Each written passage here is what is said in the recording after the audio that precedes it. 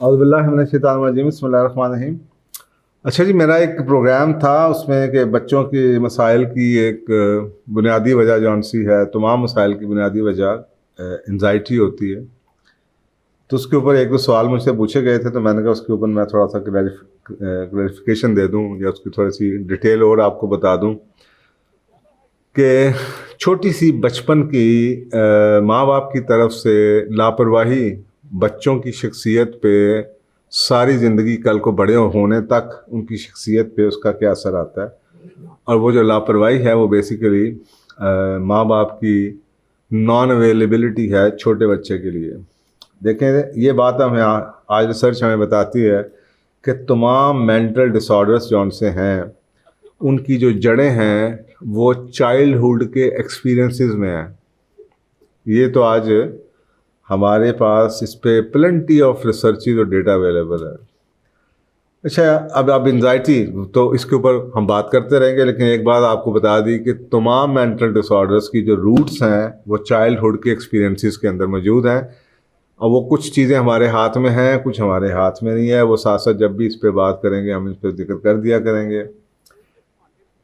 اچھا، اب جب یہ آپ جان لیتے ہیں تو اس وقت انزائٹی کے بارے میں نے بات کی تھی، تو میں انزائٹی کے اوپر صرف اب اس کو ایک چیز اٹھاتا ہوں اس میں سے کہ انزائٹی آپ کو لگتا ہے کسی بڑے شخص کے اندر، کوئی اڈلٹ ہے اس کے اندر انزائٹی ہے، میرے پاس اور آج کل بہت عام ہے، یعنی کہ آپ کو 90% بڑوں میں انزائٹی نظر آتی ہے۔ اس کی وجہ کیا ہے؟ ایک انزائٹی میں نے آپ کو بتایا تھا، ایک انزائٹی نیچرل ہے، اور وہ جو نیچرل انزائٹی ہے دیٹ از گڈ، وہ آپ کے اندر انرجی دیتی ہے۔ جن لوگوں کے اندر انرجی نہیں آپ کو نظر آتی، وہ اس وجہ سے بھی ہو سکتا ہے کہ ان کے اندر وہ جو نیچرل انزائٹی جتنی ہونی چاہیے، مثلا صبح ایگزام ہے، صبح میں نے انٹرویو کے لیے جانا ہے، صبح میں نے ٹریول کرنا ہے، تھوڑی سی انزائٹی ہونا اچھا بہتر ہے۔ یہ وہی انزائٹی ہے جو مجھے صبح اٹھائے گی، جو میں چیزوں کو مس نہیں کروں گا۔ اگر میں ٹھنڈ پروگرام میں سو رہا ہوں گا تو میں کوئی نہ کچھ مس کر لوں گا، تو یہ ایک انزائٹی ہے۔ اچھا، اب اسی چیز کو آپ نے کرونک انزائٹی کیسے بنتی ہے؟ یہ جب جس کو آپ بیماری کہتے ہیں کہ یہ کرونک انزائٹی بن گئی، جس سے باقی تمام بیماریاں جون سی ہیں مینٹل اور فزیکل ڈیزیز جڑ جاتی ہیں۔ اب ہوتا یہ ہے کہ انزائٹی جون سی ہے وہ ایک چائلڈہڈ کا، بچپن کا کوپنگ میکانزم ہے۔ مثلا ایک بچہ ہے، وہ لیٹا ہوا ہے، اس کو بھوک لگی ہے یا اس کا ڈائپر گندا ہو گیا، اب وہ ڈائپر گندا ہو گیا اس کا، تو اس نے شور مچانا شروع کیا۔ اب اس نے جب شور مچانا شروع کیا، اب یہ جو انزائٹی اس وقت آپ کو نظر آ رہی ہے کہ کوئی میرا ڈائپر چینج کر دے، یا مجھے کوئی پانی پلا دے، یا مجھے کوئی دودھ پلا دے، یہ نیچرل ہے۔ جو اس نے شور مچایا ماں کو بلانے، کیونکہ بچہ چھوٹا بول تو سکتا نہیں ہے، اس کا جو رونا ہے وہ رونا نہیں ہے، وہ اس کی کمیونیکیشن ہے، وہ آواز دے رہا ہے، ماں کو بلا رہا ہے، اور وہ رونے کی آواز چینج ہوتی جائے گی، اس کا پورے کا پورا ٹون چینج ہوتی چلی جائے گی جیسے جیسے وہ لمبا ٹائم ہوتا چلا جائے گا، اور اس کی کال کو کوئی سنے گا نہیں۔ جب ماں باپ اس کی کال کو نہیں سنتے، یا وہ جس آیا کے ہاتھ میں ہے آیا اس کو اٹینڈ نہیں کرتے، تو وہ بے بس محسوس کرتا ہے، اور اسے خوف آنا شروع ہو جاتا ہے، اور وہ کرونیکلی چیخنا شروع کر دیتا ہے۔ وہ ماں باپ یا وہ ماحول جس میں بچوں کو، ماں باپ کو یہ پڑھایا جائے کہ بچوں کو اٹھانا نہیں ہے، یا وہ جہاں پہ ماں باپ اویلیبل نہ ہوں، ورکنگ ہوں، یا وہاں پہ جہاں پہ بچے آپ آیوں کے حوالے کر دیں، بیبی سٹرز کے حوالے کر دیں، تو کیا ہوگا؟ یہ جو بچے کا ایک شور تھا، اس کا اصل یہ ہونا چاہیے تھا کہ اس کو اس کی نیڈ تھی، اس نے شور مچایا، اور وہ ساتھ ہی کوئی ماں آ گیا یا باپ آ گیا، اس نے گود میں اٹھا لیا، اس کا ڈائپر چینج کر دیا، اور وہ کہانی ختم ہو گئی، تو وہ انزائٹی ختم ہو گئی۔ جیسے میں نے آپ کو اگزامپل دی کہ صبح میرا ایگزام ہے، میں نے انٹرویو میں جانا ہے یا میں نے کہیں ٹریول کرنا ہے، مجھے انزائٹی ہے میں صبح ٹائم پہ اٹھ جاؤں، میری گاڑی کا پیٹرول پورا ہونا چاہیے, میری گاڑی کو چیک کر رہا ہوں, میں اس کے اندر آئل ڈال رہا ہوں, کچھ چیزیں گاڑی کے اندر رکھ رہا ہوں, یہ نہ بھول جاؤں, یا میں نے لسٹ بنائی ہے, میں چیزیں اکٹھی ایک جگہ کمرے میں رکھ رہا ہوں. یہ اگر آپ وقتی طور پہ دیکھیں تو یہ آپ انزائٹی ہے. لیکن جو ہی یہ چیزیں ساری میں نے اکٹھی کر لیں تو یہ میرا ایک طرح سے یہ جو ایکشن نظر آیا آپ کو, چیزیں اکٹھی کر رہا ہوں, چابی ساتھ رکھ رہا ہوں, گاڑی کو چیک کر رہا ہوں, یہ جب میں نے کہا ٹھیک ہے. اب یہ کوپنگ میکانزم تھا. جو ہی میں نے یہ دیکھا یہ سب کچھ چیزیں ٹھیک ہو گئی, میری انزائٹی کمپلیٹ کم ہو گئی ہے, میں مزے سے سو گیا. اب یہ اگر چیز کرونک بن جائے اور ان چیزوں پہ بھی انزائٹی آئے جہاں پہ یہ نہیں ہونی چاہیے, بڑوں میں جو آتی ہے ہر ان کے خوف کی حالت میں, تو یہ آنا چلے, یا کوئی چیلنج کی حالت میں تو اچھی بات ہے. لیکن وہاں پہ جہاں پہ ضرورت نہیں ہے, تو اس کی وجہ میں آپ کو بتا رہا ہوں. اب ہوا یہ کہ وہ جو بچہ تھا جس کو نہیں اٹھایا گیا,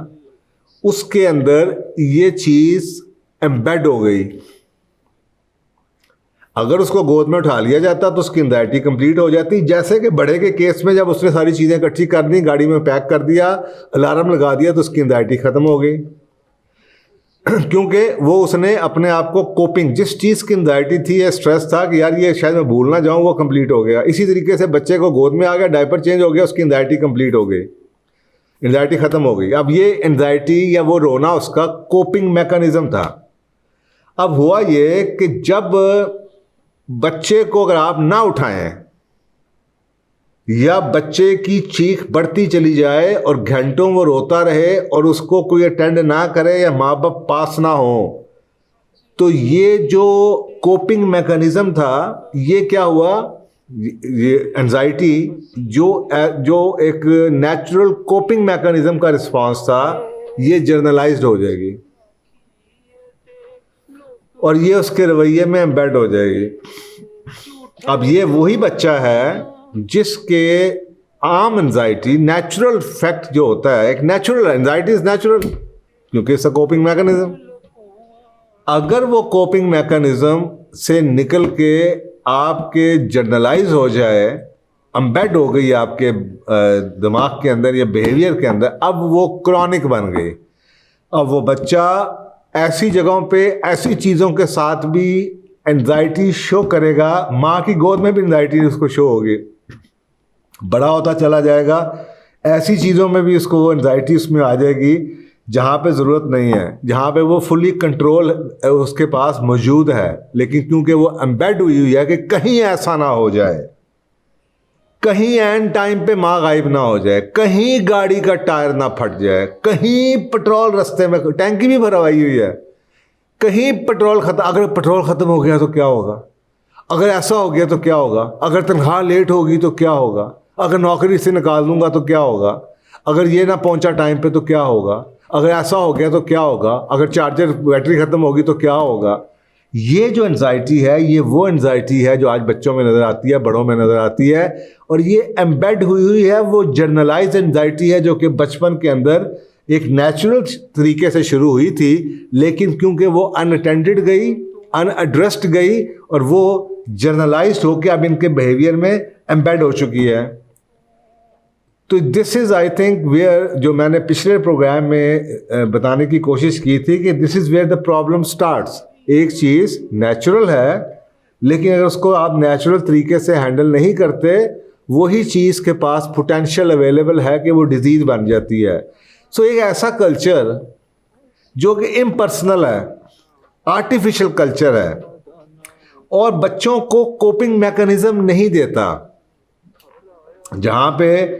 بچے کے پاس, بچہ بڑا ہو رہا ہے, ماں باپ کے ساتھ بانڈنگ نہیں ہے, یا ماں باپ اویلیبل بھی تھے لیکن بچپن میں کیونکہ اس کے پاس اویلیبل نہیں تھے, جب اس کو اس کی ضرورت تھی تو اس کے دماغ میں اب یہ بیٹھ چکا ہے کہ دے آر ناٹ اراؤنڈ, یا they are not the first choice when I need them. اب وہ سوتے ہوئے بھی, گھر کے اندر بھی, عام حالات میں بھی اب وہ اینشیس ہے, اس کے پاس کوپنگ میکانزم اگر آپ نے نہیں دی. اب یہ جو فیس بک پہ لوگ بیٹھ رہے ہیں سوشل دوستوں کے ساتھ, یہ کیا ہے, یہ ان کا کوپنگ میکانزم ہے. ان کے پاس کوسچن ہے, اینشیس ہے, انزائٹی ہے, اسٹریس ہے زندگی کا, ماں باپ کے ساتھ بانڈنگ نہیں ہے, وہ پوچھ نہیں پاتے, اور کوئی کوپنگ میکانزم ہے نہیں. تو یہ آج کل کے دور میں یہ ایول بھی ایک طرح سے ہیلدی سمجھی جاتی ہے کوپنگ میکانزم. کمپیئر کریں اگر آپ اس کو اس چیزوں سے جس کو آپ ڈرگ ایڈکشن کہتے ہیں, ڈرگس پہ بچے چلے گئے, ایڈکشن پہ چلے گئے, انڈیزائریبل بیہیویئرز میں آپ چلے گئے, غلط ہاتھوں میں چلے گئے, وہ بھی کوپنگ میکانزم ہے. تو اگر آپ اس سے کمپیئر کریں تو یہ شراب پی رہے ہیں آپ کے بچے جون سے ہیں, یا غلط کمپنی میں بیٹھے ہوئے ہیں, یا بدماش بن جاتے ہیں, یا ان کا اور باقی جو اتھارٹی کو ریسسٹ کرتے ہیں, ڈس اوبیڈینس میں آپ کو نظر آتی ہے, ہر بات پہ نہ کرتے ہیں, وہ سارے بیہیویئر جو آپ کو نظر آنے ہیں وہ بعد میں ہیں. یہ میں آپ کو اس کی روٹ کاز کہ یہ ٹریول کیسے کرتی ہے, تو اس حساب سے اگر آپ یہ دیکھیں تو یہ تو آپ کو پھر سوشل میڈیا پہ بیٹھنا تو یہ آپ کو تو جناب لیسر ایول لگتا ہے, یہ لیسر ایول ہے, لیکن یہ کوپنگ میکانزم ہے. تو کیا ہمارے ماں باپ کو یہ نہیں چاہیے تھا, آج کل کے اولادوں ماں باپ کو, پیرنٹس کو یہ نہیں چاہیے کہ اپنے بچوں کو ہیلدی کوپنگ میکانزم دیں؟ اگر غلطی ہو گئی ہے بچپن میں, مس آؤٹ کر دیا ہے, اگر وہ ان کے اندر امبیڈ ہو گیا ہے, ان کی انزائٹی جرنلائز ہو گئی ہے, تو اگر ان کو اتنے ایجوکیٹڈ ہیں, ان کو پتہ ہے پیرنٹنگ کیا ہے اور بچوں کے ساتھ کیا زیادتی ہوئی ہے اور ڈیمیج کیا کیا انہوں نے, ان کی نان اویلیبلٹی یا ان کی لڑائیوں یا ان کی ایبسنس نے, تو ان کو چاہیے کہ ان بچوں کو جب وہ ٹاڈلرز ہیں یا وہ تھوڑے سے پری ٹینز میں ہیں تو ان کو کوپنگ میکانزم ان کا اسٹرانگ کریں. مثلاً اچھے اڈلٹس کے ساتھ ان کا تعلق بنائیں, فیملی کے لوگ ہو سکتے ہیں, کزنز ہو سکتے ہیں, بجائے اس کے کہ وہ غلط ہاتھوں میں باہر غلط کمپنی میں چلے جائیں, کیونکہ ان کو کوپنگ میکانزم تو چاہیے. انزائٹی تو اب ان کی آ رہی ہے, اب انہیں کوپنگ چاہیے. اسی طریقے سے کیونکہ اب ان کی سیلف جو کوپنگ میکانزم ہے وہ بلڈ نہیں ہوا, اب ان کو کوئی نہ کوئی ایکسٹرنل چاہیے. اسی طریقے سے ان کو ریسورسفل کریں,